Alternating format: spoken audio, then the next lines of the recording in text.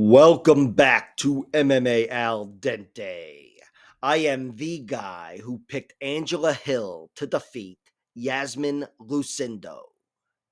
And I knew about 15 seconds into that fight that I had fucked up. I'm here to recap UFC on ESPN 72, Dolidze versus Hernandez, which we will now refer to as Hernandez versus Dolidze, out of respect for that performance from Anthony Fluffy Hernandez. He is now one of my favorite fighters, just like Daniel Cormier. Fluffy makes my list. This guy is just incredible to watch. And I typically don't like fighters or people that have that whole ear gauge thing going on. But he's managed to overcome all of that. Not completely. I am a fucking asshole. But he's managed to halfway overcome that and become one of my favorite fighters. Andre Feely, sorry, I'm still denying you. But yeah, Fluffy is amazing. This guy just drowns everybody. He's born to be a 5-round fighter. And I think he proved that last night with a round 4 victory. But yeah, he's just a fucking monster. And he's so good technically that he's put himself in a position where he is now a 5-round UFC fighter. Now, his next fight could be 3 rounds, but it'll be a huge fucking fight. But I think his next fight should be 5 rounds, and I wouldn't care if he was able to leapfrog RDR and Imavav Bohalyo and everybody else and fight for the title. I love watching this guy fight. He's exceptional. I mean, the only other guy who's another exception like him is Marab as a bantamweight. These two guys weaponized cardio. That took a piece of my fucking soul. I'm now one of these douchebags who use that expression. You could tell it all rubs off on me from the commentary. But yeah, he did weaponize cardio again, and he's the first guy to drown Roman Dolidze. Fluffy is in that Marab class. He's just a fucking monster. And physically, he is not a monster. That's why I love watching him fight. Physically, he's up against it against anybody else. Kevin Holland gives him a good match in physicality. Anthony Fluffy Hernandez, not that he's soft or fluffy, he's definitely a solid 185-pound athlete, but he is up against it in strength and athleticism against a lot of fighters. Maybe not athleticism. He's a solid athlete, and of course, his speed is a big asset. And it was a big asset against Roman. I mean, on the feet, I thought from the beginning, Fluffy was in control of that fight, landing the much better shots. His movement was everything. But of course, even with an advantage there, he's still trying to do what he does, and that's go through you on the ground. And Roman Dolidze, with his physical strength and with his grappling and his more dangerous strikes, at least according to jerk-offs like me, he had nothing for Fluffy. And he did drown like everybody else. And Fluffy, I don't know what he had scorecard wise. He was definitely way up, but those rounds were at least halfway to 10-8. Roman Dolidze just looked utterly discouraged for this last half of that fight. And yeah, Fluffy does what nobody else could do. I mean, Roman Dolidze could lose to RDR or Imavav or Bahalya or anybody else. He has lost to Imavav. But he's not going to be drowned like that, which is Anthony Fluffy Hernandez's MO. And he is very fucking reliable with that MO. Incredible performance. I think the world of this guy, again, despite the ear thing. And yeah, I'd love to see him fight immediately. I just want to see this guy mix it up with the best middleweights in the world, and I want to see it happen quickly. He's done being disrespected. And for Roman, no shame in getting drowned in the 4th round against Fluffy. I still think Roman's incredibly durable, but he did look like the older, slower guy, and any asset he had was not visible in this fight. Any advantage he had, the physicality and the power and whatever. No, he landed a few strikes, I think, but I can't even be sure about that because I forgot. Dominant win for Fluffy, and yeah, overall good main event despite it being one-sided. In the co-main event, Steve Erceg beat O'Day Osborne. This was not one-sided. I thought O'Day performed very well And again, he took the fight on very short notice. So he was up against it there. And Steve Urseg did make good on that. And he took over the fight, I thought, in round two and in round three. And once he got him to the ground, he really took over. But O'Day hurt him early and was the much sharper, quicker guy, I thought. Just really tuning up Urseg. I mean, he wasn't dominating him, but he was behind Steve Urseg. And credit to Urseg, he had his back against the wall going into this fight.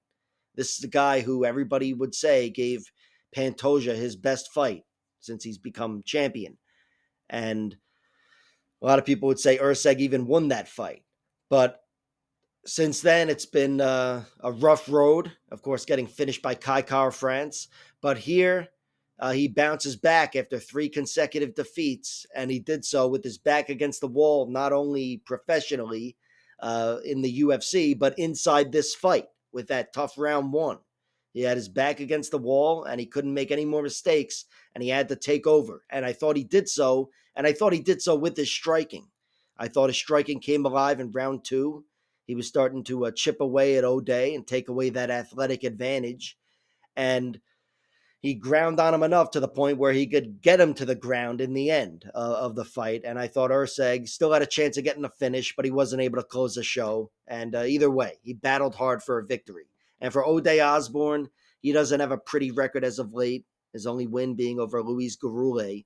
But this was a really tough matchup, climbing up the ladder high here against Urseg, and this was a fight that he took under shitty circumstances. So considering all that and how well he performed, I think O'Day Osborne is here to stay. And definitely he gave a good fight here against Steve Urseg. So not a bad look at all. Yasmin Lucindo beat Angela Hill. I thought she clearly won. I wouldn't call it dominant. Halfway there, though, although not close at all to a 10-8 round. But just I thought she was landing the harder strikes, and I thought she was bullying Angela physically. And I knew pretty quickly I had gotten this one wrong. Hill still made good use of her speed. Every round was kind of close, but Yasmin was landing the better strikes. I don't know the numbers, but I think she landed more. And she was bullying her largely physically. Hill pulled a nice guillotine in round two, which was a moment, but didn't really turn out to be anything. And in the end, Yasmin Lucindo got a clean victory over Angela Hill. A lot of fighters have beaten Angela Hill, but I think this is a great victory. I think Hill's looked as good as she's ever looked as of late. And Yasmin is much younger, whatever, like fucking 20 years younger or whatever. And she did look like the younger, sharper fighter and the bigger girl and all that. But yeah, I think this is a win that may not be as respected as it should be, but it was a solid win for Yasmin Lucindo. Andre Fili beat Christian Rodriguez. This was a close fight, but I had to give it to Andre Fili, and I thought really he turned things around. Like the pivotal moment of the fight came in round one when he landed the biggest shot. That didn't drop C-Rod, but C-Rod was visibly shook, and he backed up a little bit and had to recover and fight his way back in, and he did. And C-Rod was the man in round three. I mean, I don't even know if it was scored for him. Andre Fili took him down a few times, but I thought C-Rod took it to him in round three like he always does, but it wasn't enough, just like it wasn't enough against Mel Costa and whoever else. Sometimes that round three just isn't enough, and C-Rod may not be the best featherweight. You know, he was up against it physically here against Andre Fili, and Fili couldn't win with just physical advantages. He had speed on his side, and his striking was there for him. And I did think he won those first two rounds. But round one was close up until that shot landed. I thought Christian Rodriguez was winning the round, and then Fili hurt him. So the big moments go to Andre Fili, and enough of the small moments, and he wins the decision. Great win for Fili, who's 40, I think.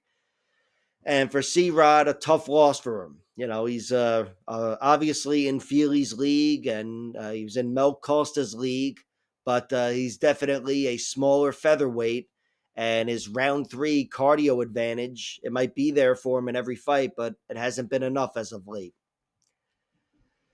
Jean Matsumoto beat Miles Johns by split decision. This was another close fight, and I know because I bet on Miles Johns, although I also hit his plus points. I don't want to just talk about shit I hit. I also bet on Angela Hill, and believe me, there were disasters here. But Miles Johns, I thought, fought hard for my money. I thought he took round one. I thought he looked really sharp. And then I thought Jean Matsumoto started looking like the younger guy, and Johns was slowing down. But I liked the way Johns bounced back in round three. And even though I thought Matsumoto had a slight edge with the striking, I thought Miles Johns crowded him and took him down a little bit. And believe me, when you bet on the guy, you see all the possibilities. And yeah, Miles Johns was definitely in the realm of winning that decision. And obviously he got one of the judges. But two of them went to Matsumoto, and that's probably for the best now that I've made peace with the bets being lost. Because Jean Matsumoto is an incredible fighter, and he's definitely got more upside. Miles Johns is 31, I think. He's in his prime right now. But Jean Matsumoto, he's had a really tough road for a young kid, and he's passed every test and answered every question, but that Rob Font fight. And you could argue he passed that test as well. So this was a great win over a guy that's kind of underappreciated, Miles Johns. But he's definitely a solid UFC fighter, and Jean Matsumoto gets another victory over a solid UFC fighter. Christian Leroy Duncan got more than a solid victory over Eric Anders. Spinning back elbow, caught him with another one. He's got at least one other spinning back elbow finish, Christian Leroy Duncan, CLD. And Eric Anders had never been finished within a round like that. He'd been finished once by strikes, and it was when he was fucked up at the end of round three against Thiago Santos. But here he was fucked up in the middle of round one and still didn't go out cold, but he was beaten out of the fight with some wild shit. Christian Leroy Duncan looked like a fucking sniper, and not just a basic sniper, obviously. This guy is really sharp. He brings the flashy, fancy shit. And if your timing is that far worse than his, he's going to exploit you and he's going to fuck you up. And here he gets a nice incredible stoppage victory over Eric Anders. I thought he could have stopped the last guy, Pulayev, in the end there, but that was still a good decision victory. But Christian Leroy Duncan is a very potent finisher.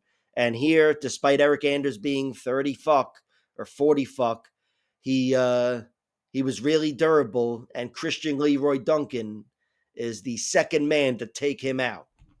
So great win for Christian Leroy Duncan and tough loss for Eric Anders. I'm a fan of Eric Anders, and yeah, that was a different kind of loss for him. Julius Walker beat Rafael Cerqueira. I think this was probably fight of the night. I don't know. It was pretty dominant for Julius Walker, but Rafael Cerqueira still gave him enough of a near-death experience where this was a very good fight in the end. And Julius Walker largely dominated him. Once he got him to the ground, I thought it was largely dominant for him. He was advancing, got him mounted. I thought was going to finish him down there, but Shakira survived. I thought the best moments for Julius Walker were actually on the feet, but he wasn't confident enough to make good on that. I think he felt the power of Cerqueira, was hit with some wild shots early, and said, yeah, I got to take this to the ground. But he dropped him a few times and noticeably, to us anyway, clipped and hurt Cerqueira on multiple occasions. And I think if he put his faith into his striking there and his durability, he'd be walking away with a stoppage victory. But either way, he still gets a decisive victory. I can't call it clean because that was still a sloppy fight. But a really good, fun fight and a good decision victory for Julius Walker. And for Rafael Cerqueira, my estimation of his chin has not gone up after this one, but it's good for him to not get knocked out. I don't know if he's going to hang around for the UFC in the UFC for one more fight. It wouldn't surprise me if he was cut, but yeah, good for him not getting knocked out here, even though I'm sure he's still concussed. And speaking of concussions, Elijah Smith slammed the shit out of Toshiomi Kazama. This was straight out of Critical Countdown 2004. Quentin Rampage Jackson versus Ricardo Arona. Only that was between the number 2 and number 3 light heavyweights in Pride. I can't get over that moment. And it's fucking 21 years later. But this was still every bit of the violent slam that was. He picked him up really high, like fucking Kevin Nash or The Undertaker or whatever, and drove him on his head, which I'll be honest, I did not like seeing. I was worried. I was afraid to see the replay after he knocked him out. I mean, I saw him get punched out, but I was just afraid of seeing this guy's fucking neck break in slow motion. But fortunately, everything was good. But yeah, Elijah Smith, he was trapped. Maybe not completely in the triangle, but enough where he could pick him up and tightly slam him, which is not always the best move, as the commentator said. You can put yourself deeper into the triangle. But Toshiomi Kazama was loose enough where he got knocked out. And it was tough for him. This guy's been knocked out a few times as of late. I don't know about his future as a fighter, because even though this wasn't a clean strike on his chin, it was probably 10 times more deadly than those kind of knockouts from like Rinya Nakamura. And yeah, this definitely took something from him. But he still gave a good account of himself in this fight. I thought he was able to force a ground fight, lacing up legs and making shit happen. A nice straight arm bar and some funky shit he had going on. But I think he was up against it physically, and it was only a matter of time, I thought, on the feet, and instead on the ground, like Rampage Jackson, Elijah Smith slammed the fuck out of him. Highlight for the night, for sure, now that everybody's okay, and there were a lot of great knockouts. But Elijah Smith with the Rampage slam and then calling it out right away, shouting out Rampage, that was fucking awesome. So a great win for him. And yeah, by the way, those punches he landed afterwards, they didn't look good in slow motion, but in fast motion, in real time, they're forgivable. The guy doesn't have time to assess shit. He slammed him and then hit him and whatever. Yeah, he probably processed. He's out as he's punching him, but it's on the ref. But yeah, it didn't look good in slow mo, and I don't like the way that looks on TV. Jocelyn Edwards knocked out Priscilla Cachoeira, another violent knockout. There were 3 in a row here. Or were there 4? What the fuck happened? Yeah, 3 in a row.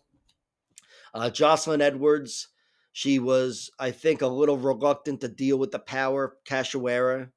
She took some sloppy shots and things. Even not that she had no faith in her striking, but she knew that's where Priscilla Cachoeira is much more dangerous and powerful than others. And Jocelyn Edwards, she started throwing down once she realized it wasn't going to be easy to force a ground fight, and she had Vanderlei Silva coming in her face, and she was blasting her with these beautiful left hooks like 5 times, and Cachoeira made no adjustments at all, to the point where I was rooting for Jocelyn, and I was screaming at Cachoeira, "What are you fucking doing?" And she went forward and eventually got hit with some beautiful other shots, an uppercut and whatever, but she got her lights shut out. She got clipped, knocked down half silly, and then put out. And that was a really rough loss for Priscilla Cachoeira. She's usually the one doing that to others. But Jocelyn Edwards, she hadn't been too dangerous in the first part of her UFC career, but she's come alive. And here, she shut the fucking lights out of Priscilla Cachoeira. Got a beautiful knockout, the best highlight in her career. And yeah, it was phenomenal. I'm sure she got a bonus, but I don't know what the official awards were for Fight of the Night and Knockout of the Night and all that. Uros Medic, who I used to call Medic, and then I think they called him Medic, so I was like, all right, I'll go with Medic. But yeah, Uros Medic or Uros Medic, I don't know. Either way, I forget what they were calling him already, but yeah, he got a beautiful knockout in a 63-second war with Gilbert Urbina. It was a 63-second war. Gilbert knocked him down, and then they slugged it out, and Euros just caught him with a big overhand and shut his fucking lights out with another one or two ground and pound shots. Gilbert Urbina, I don't know if he's going to be hanging around, but I definitely have doubt in his chin. He's been knocked out by some good strikers. That left hook from Charlie Radke is money. And he was also knocked out against Tresean Gore. So I guess he's been knocked out against other guys as well. But he's definitely a guy whose chin I have no more faith in. Even if he's fighting somebody who's not so deadly next time, you'll hear me harping on his chin. Tough loss for him. I thought he had more to offer on the ground, and he was having a lot of success on the feet. And before he realized he was up against it on the feet, his lights were shut out. Great win for Medic. He needed a big victory like this after being knocked out against Punahele Soriano. And here he did what he was supposed to do, and he did it really fucking quickly. And after getting knocked down, which wasn't the greatest look, but it does make this win better. Again, it was a 63-second war. Gabriela Fernandez beat Julia Stoliarenko, and I thought this was a pretty clean victory. I thought she kept it standing and dominated her largely, landed the better shots. But I thought early on it was competitive. And in the end, I thought Julia Stoliarenko was pressuring her to the point where she won round 3. I think all 3 judges scored at 29-28, and I'm assuming they gave her round 3 because that's what I did. But yeah, I thought she came alive. She said, fuck this, I have to make something happen, and force Gabriela Fernandez to fight a little more cautiously. And she was up 2-0, so she could afford to fight cautiously, and she did cruise to a victory. But yeah, in the end, close fight on paper. But Gabriela Fernandez was definitely the sharper striker, and she busted her up, I think, in round 2. So, solid victory for Gabriela. It's not as impressive as her decision win over Carly Judice, in my opinion, or certainly her club and sub win over Wang Tong, but she's got momentum, and I wouldn't care if we saw big things from her next. Eric McConaughey beat Cody Brundage by split decision to open up the card. Yeah, this fight fucking. First of all, I thought Cody won. My official scorecard was 30-27 for Cody Brundage. And I'm not saying that because I picked him to win. I did pick him to win, but not by decision. My bets were on the under and some props, and nothing hit. So it's not like I had any gripes with that. I just thought round 2, which they showed went 2-1 for Eric McConaughey, was absolutely in favor of Cody Brundage. And that's the biggest travesty. That's what I really have a problem with. The fight was close. I thought McConaughey could have won rounds 1 and 3, 29-28. That's fine, even though I still think it's a bad decision. But that's not a robbery. The robbery is round 2. And 2 of the judges gave it to Eric McConaughey. That was bad. I thought Cody won round 1 despite getting dropped early because he slowed things down. I thought he took McConaughey down or whatever happened. Nothing really happened there, but he definitely slowed the fight down to the point where he was back in it. And then I thought he landed some good strikes in the end and actually stole round 1. In round 2, Cody, I thought, dominated him. Not that it was a 10-8 round, but again, maybe I have to rewatch the fight. McConaughey probably landed some strikes early, but you know what it was? I think that was the round where Cody Brundage and his fucking optics blew it. First of all, Cody Brundage, the judges are people, and they're going to hold a grudge against you if you're slowing down and you're hanging out and you're making faces to your corner, but you're not doing anything. You're kind of punching his thigh, and you're not doing anything. You're not trying to advance. You're going to look like a bit of a douchebag, and people are going to hold a grudge. I know I would, even if I was trying to be an objective judge. And secondly, in round 2, I believe, if that is the round, Cody might have blown it by what he did at the end of round 2. And I'm pretty sure it was round 2 because I remember thinking, oh, he dominated. He definitely won this round. And then he got up and backed up against the cage, and McConaughey didn't land anything of substance, but he did throw enough strikes, and Cody Brundage just sat there and kind of took them and shelled up and just, let the clock run out. And I thought that's such a shitty look that somebody's probably going to hold a grudge. And it looks like they did and said, fuck this guy. And McConaughey tried harder, and we're going to give him the round. Even though, again, I have to rewatch it, but I think Brundage won. And round 3, it was close. I thought McConaughey was taking it to him early, and then Cody Brundage battled back and stole the round. But that was definitely the strongest round, in my opinion, for Eric McConaughey.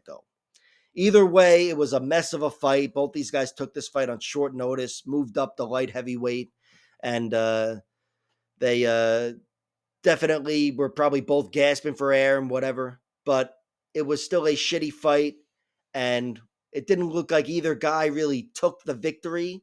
But Cody Brundage looked like the guy who might have given it up. So in the end, it goes to Eric McConaughey. I still have a problem with round 2, but Cody didn't really fight for that victory. And yeah, in the end, shitty way to start the card. But overall, was a great event. And in the end, Anthony Fluffy Hernandez is the fucking man of the hour. Like, share, subscribe, all that horse shit, and check out my other videos.